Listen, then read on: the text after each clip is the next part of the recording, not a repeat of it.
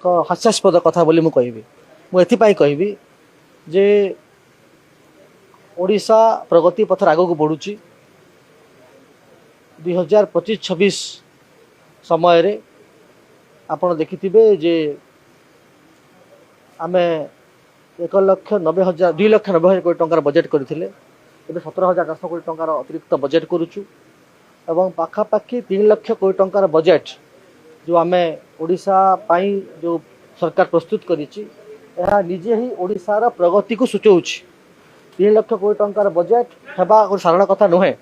तो ओडिशा प्रगति पथरे आगे चलुछि आम सरकार कृषक सहित अच्छी आम सरकार महिला सहित अच्छी आम सरकार गरीब लोकंकर हिताधिकारी योजना सब काम करुच्ची आम आम सरकार आपण देखिथिबे जे युवक मानक पई काम करुच्ची प्रत्येक वर्ग मानक पई आम सरकार काम करुच्ची एवं आमर बजेट जेते बेले आम बजेट आनिथिलु आम बजेट सेते बेलुठु महिलांकर प्रति आपण देखिथिबे कृषक मानक पई आपण देखिथिबे जे एजुकेशन पई हेल्थ पई प्राइमरी फोकस रे अछि तो निश्चित भाव रे एबे तो विधानसभा चली एवं निजे से विरोधी दल नेता अच्छा माननीय पूर्वतन मुख्यमंत्री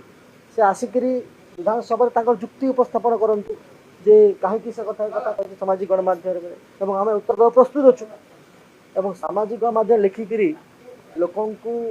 मिश कथा कही भुआ बुलेइले लोक जानी सारे विधानसभा कथा आसिक कथा रखु आम उत्तर देवा प्रस्तुत आम एथर 17,400 कोटी टका अतिरिक्त बजेट करुँ निश्चित भाव में 17,400 कोटी टकर बजेट लोक सुहाइब और प्रगति पथरे ओडिशा को आहरी आग को नेब